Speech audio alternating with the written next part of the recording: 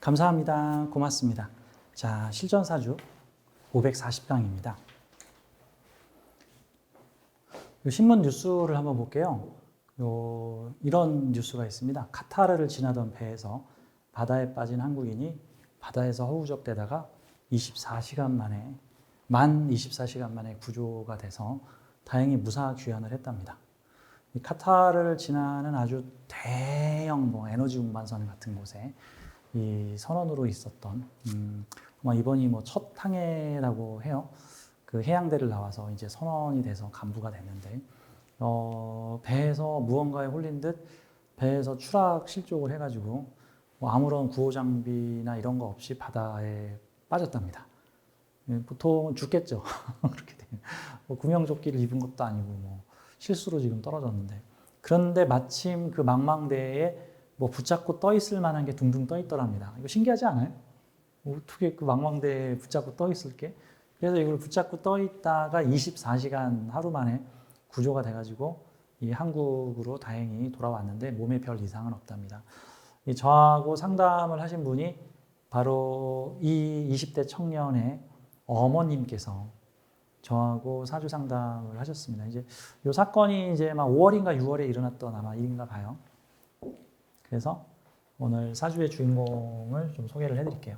그러면서 우리한테 벌어지는 어떤 돌발적인 사고에 대해서 좀 설명을 드려볼까 합니다.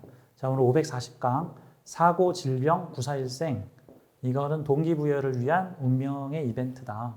가을의 을목이 자신의 능력으로 살아남기라고 해서 오늘 주인공은 이 오른쪽에 있는 이 사주입니다. 정축년생이니까 지금 20대 중반에 초중반의 멋진 청년이죠. 지금 나이가 27. 만 나이로는 한 26, 5 정도 되신 이 청년입니다. 구사일생의 주인공입니다. 그래서 가끔 이런 분들을 보면 사주가 어떻게 생겼는지 좀 궁금하죠. 그래서 제가 이분 사주를 좀 살펴보면서 우리 인생에서 벌어지는 이런 죽을 것 같은 사고인데 안 죽고 살아났다. 이거 왜 이런 일이 벌어지는 걸까? 내가 무슨 전생에 죄를 져서인가?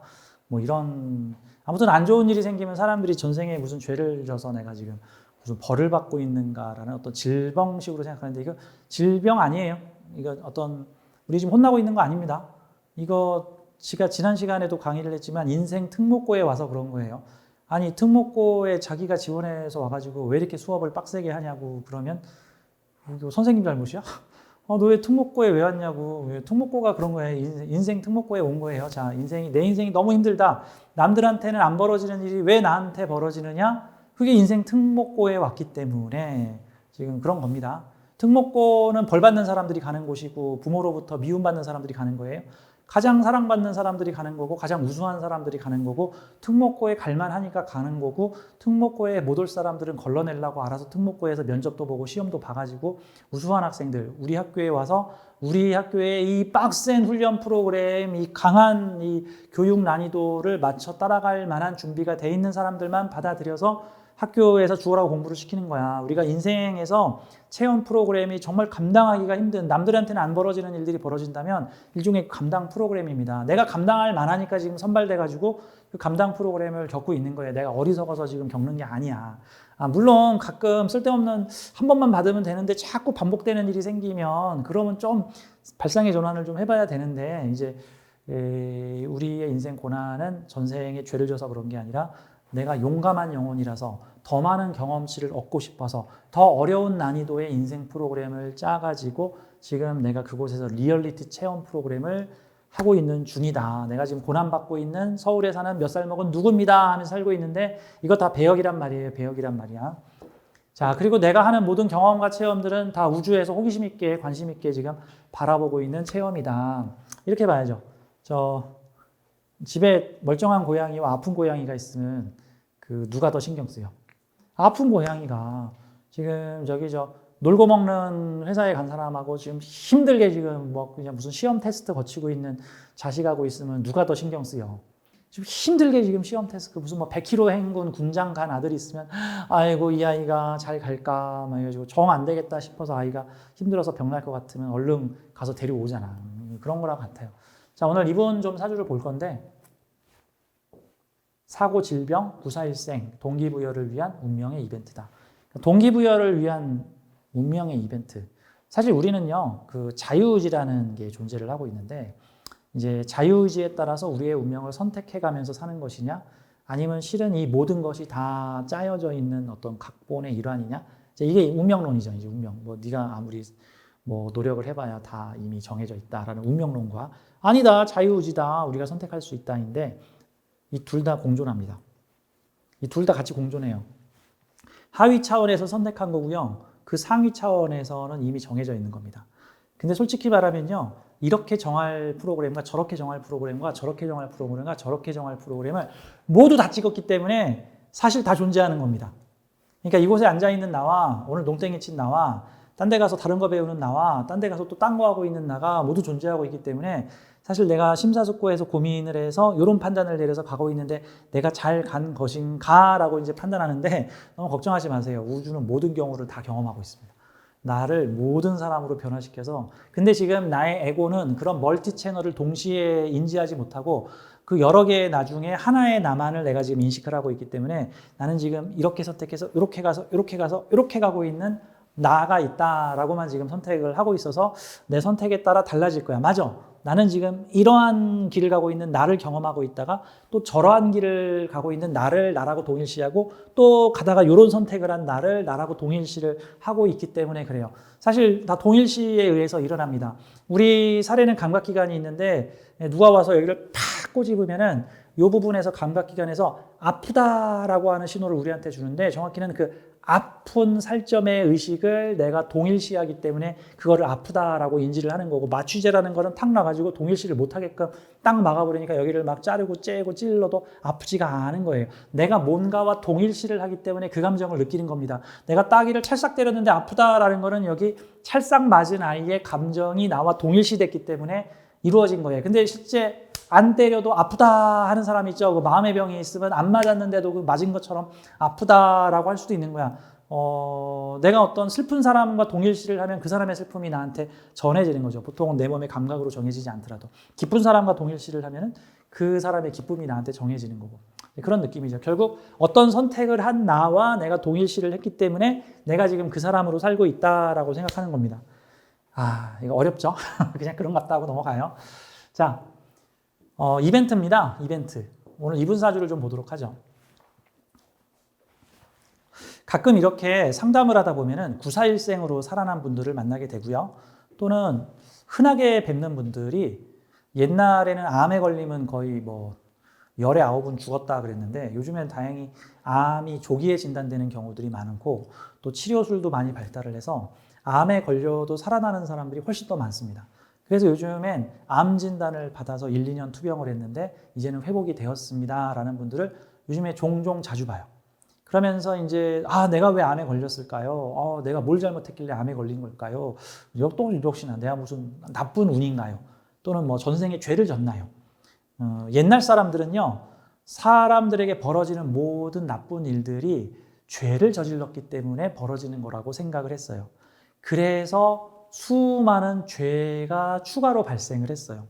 왜 그랬냐면, 그래서 중세시대의 어떤 종교주의에 의해서 선악 구분을 하려고 신은 우리가 착하게 살기를 바란다. 그러니까 반드시 이런 일은 해야 되고 이런 일은 해서는 안 된다라고 하는 어떤 활동의 규제를 가지고 있던 사람들은 마을에 전염병이 돌면 마을에 누군가가 신이 노여할 일을 하여 지금 신이 화나가지고 지금 마을 사람들한테 질병을 던지고 있다라고 생각을 했어요. 그 사람의 논리는 기준적으로 잘못한 사람들한테는 벌을 줘야 된다는 논리를 가지고 있고, 나도 잘못한 행동을 했으니 벌을 받을 거다라는 거고, 이유도 없이 내가 벌을 받고 있다는 생각이 든다면 내가 아마 전생에 잘못했나 보다, 또는 나와 연관된 사람이 잘못한 일을 하여 내가 대신 벌을 받고 있는가 보다 라는 식으로 무조건 어떤 내한테 벌어지는 안 좋다고 생각되는 모든, 불행하다고 생각되는 모든 일들이 다 죄하고 연결을 시켰는데 전혀 무관합니다.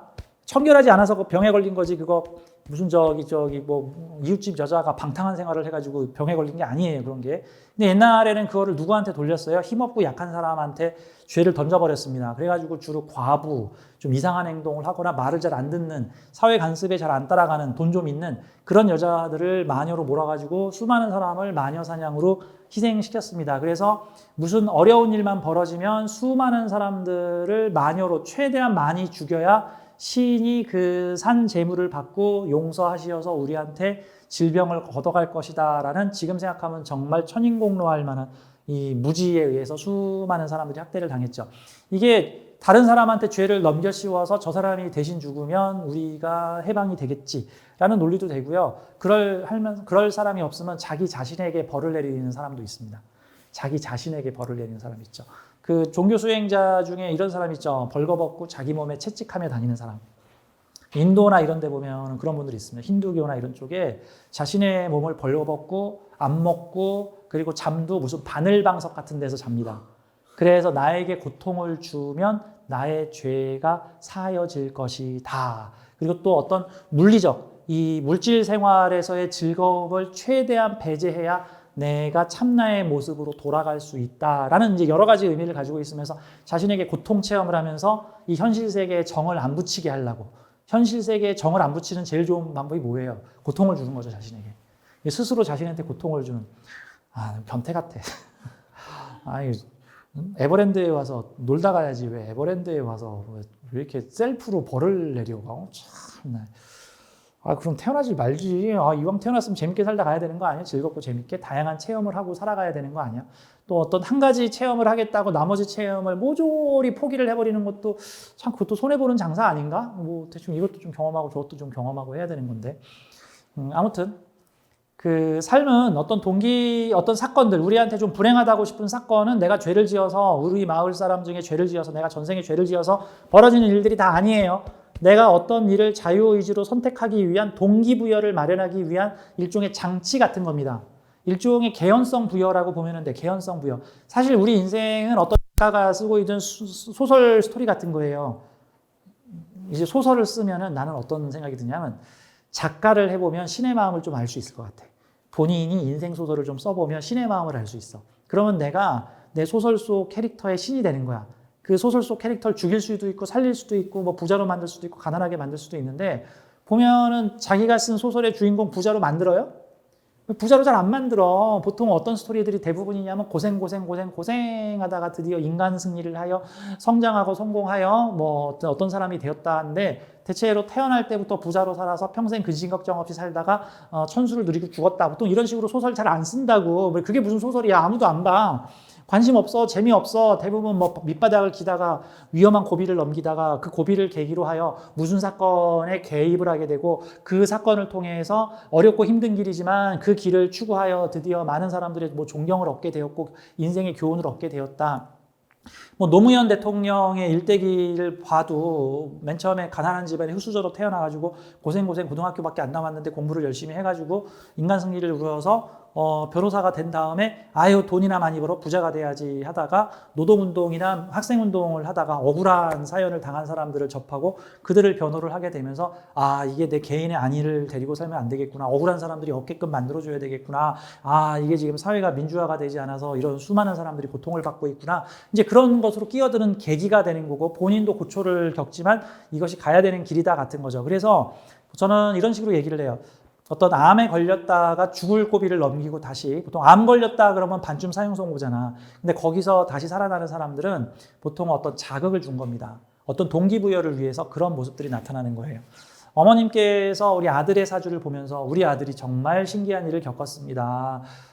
해양대학교를 나와서 선원이 돼서 전 세계를 누비겠다 하는 아이가 첫 출항을 갔다가 배에서 떨어져가지고는 정말 이거는 뭐 누가 봐도 죽었다 싶었는데, 왜냐하면은 실종된지도 몰랐어. 다음날 돼서야 알았어. 선원 한 명이 없어진 거야. 근데 배를 아무리 찾아도 없는 거야. 이거는 하나밖에 없는 거야. 바다로 빠진 거겠지. 그래가지고 이제 구조를 해달라고 요청을 했고, 그래서 다행히 인근에 있는 카타르에서 뭐 비행기하고 헬리콥터를 보내가지고 인근을 수색했는데 24시간 후에 바다에 동동 떠 있는 사람을 기적처럼 찾은 거예요. 한밤중에 그것도. 그래가지고 귀환이 됐어. 이거는 한마디로 죽이겠다는 게 아니라 죽을 고비를 넘기게 하여 뭔가의 동기부여를 시키겠다라고. 그러니까 우리는 소설가의 마음으로 이 사람이 왜 이런 일이 벌어졌나를 봐야 돼. 이 단순 무식하게 뭔가 죄를 져서 혼내려고 했나 보다. 물고문을 시켰나 보다. 아니야. 자, 여러분들이 만약에 소설가라고 한번 생각을 해봐요.